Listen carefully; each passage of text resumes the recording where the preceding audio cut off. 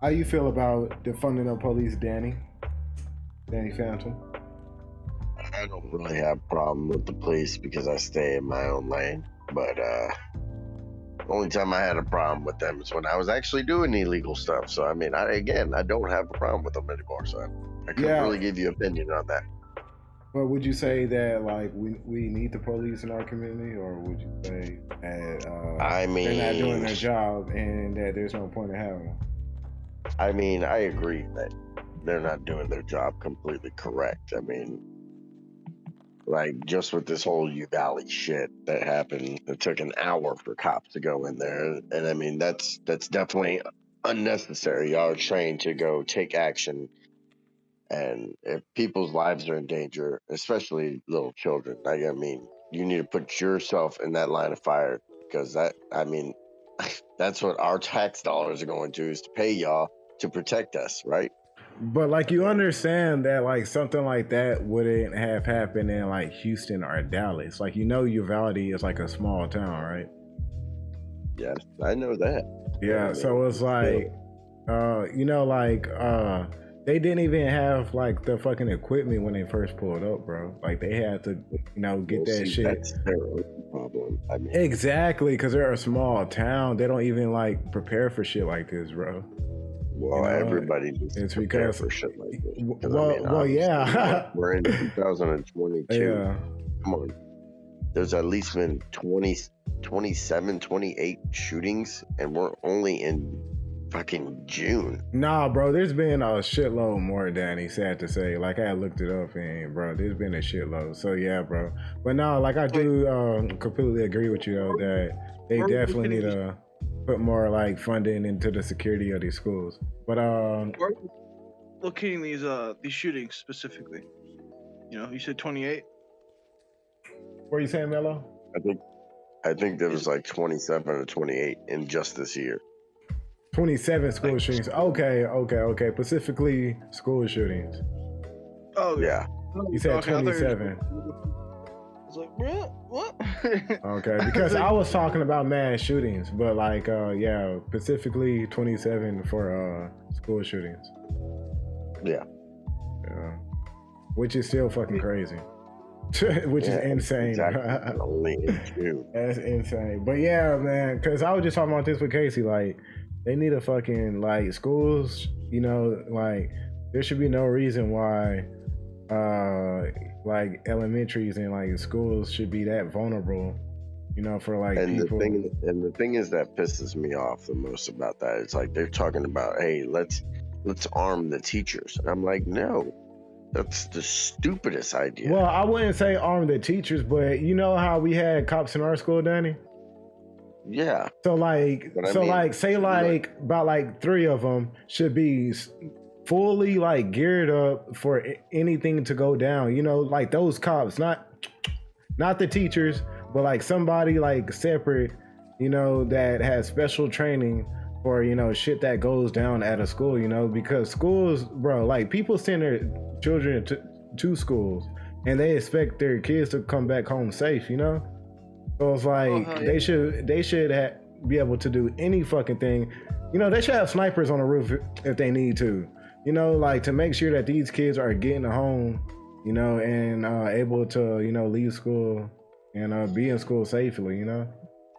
At the that's same true. time, though, you don't also want to create the panic that a shooting could happen at any time, right? Like when you have snipers on the ceilings, and I think you're definitely gonna have like so at my school, at least we had security, you know, um, that was on campus, and they were more like not like sheriff, but something like in that same training kind of experience. Constables. Yeah, and having someone that's at least on site to neutralize a target is essential.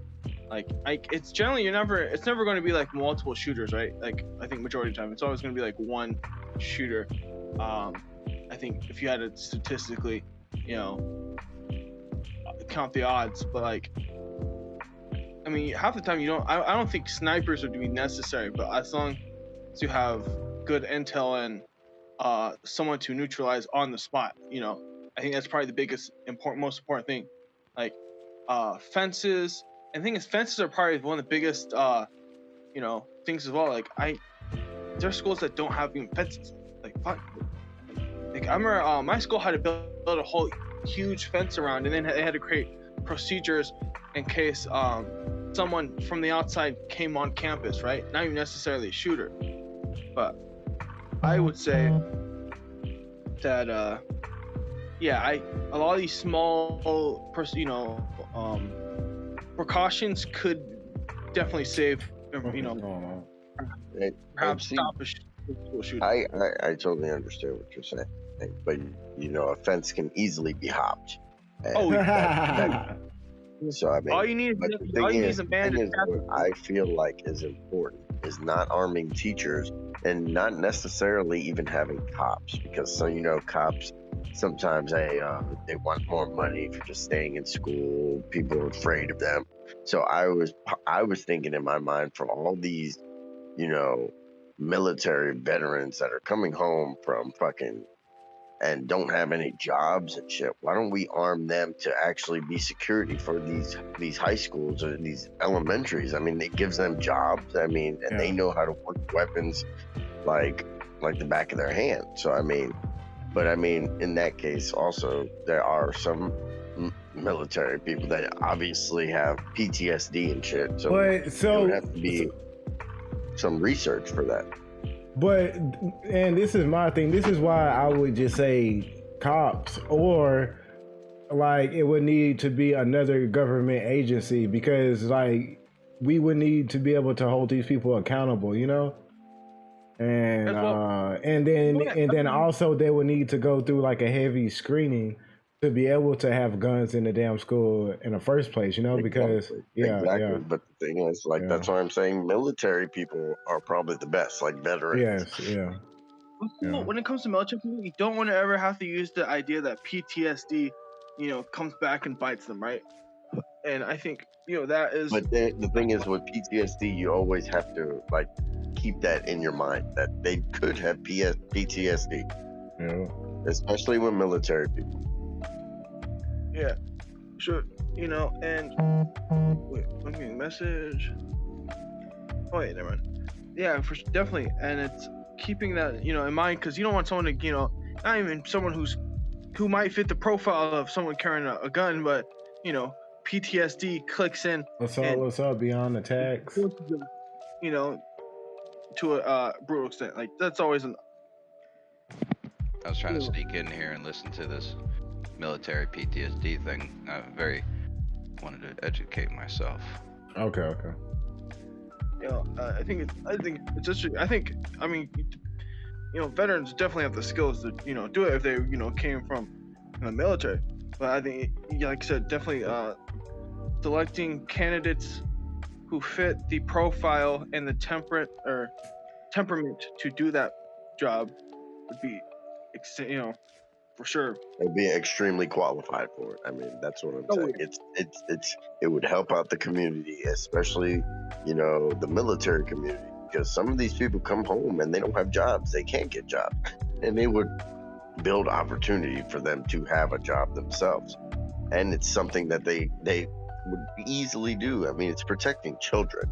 Yeah, you're right.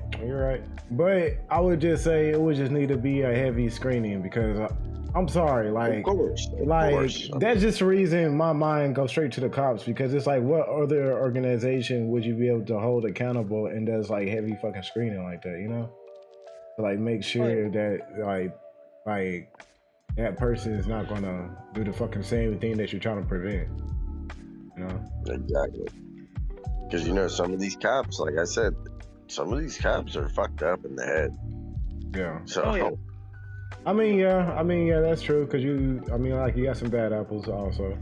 But I would just, we can hold the cops accountable though, because they're like an actual government agency. I would also say that depending on the area you live in, also changes the attitude of what the cops hold as well on certain people.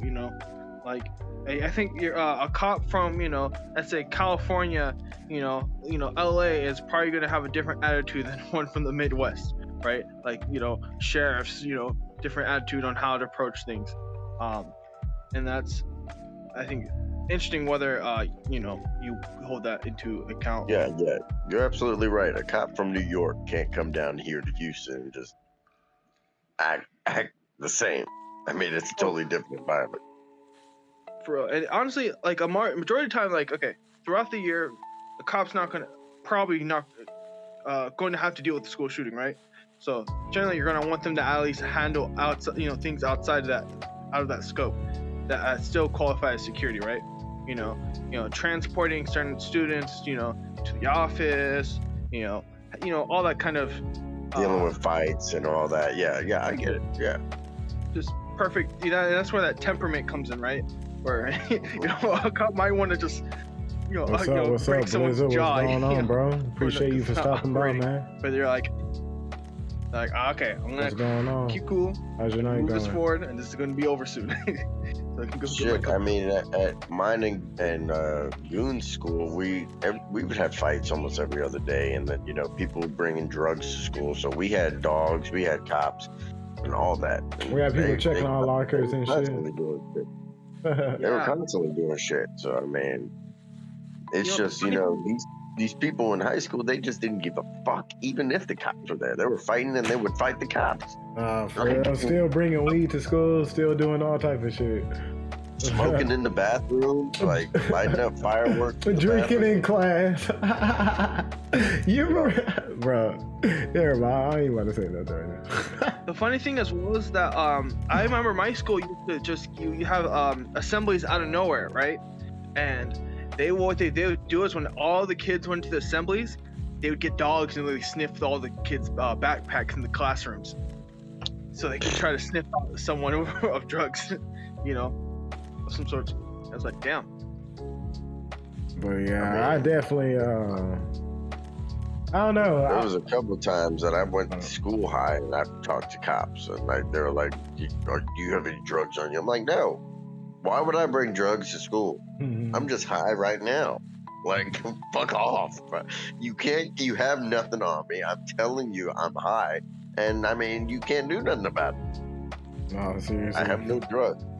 I'm 18 years old. I mean, I'm a grown ass man. Of course, I wasn't a grown ass man. I was just 18. So, I mean.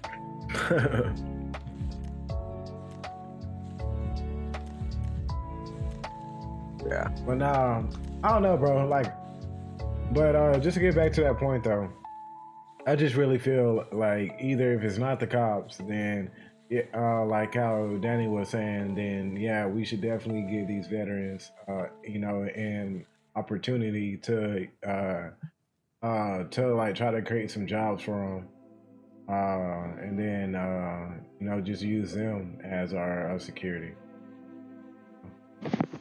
And I'm gonna chime in real quick now. Me personally, I'm a white dude. Okay,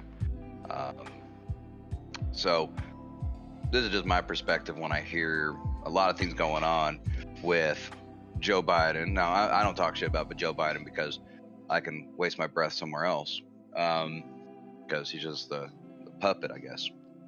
But they make it almost kind of go out of their way to hire the first black White House speaker, the first black astronaut, the first black this. Imagine if we did that for the veterans under any administration. Like even Trump kind of dropped the ball on that. Why can't we do something like that? Because the only people I really see supporting veterans full-heartedly, not just some vote for me, okay, we got that done, now we can give up on it. But these companies like Black Rifle Coffee Company, they're all veterans for veterans.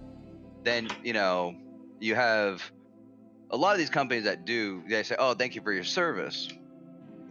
But where's your military discount? Oh, well, we have a student discount. Shut the hell up. But see, look, this is all right, and like I don't mean to like cut you off, bro, but this is like another conversation that I keep bringing up, is that we need to have more of a sense of being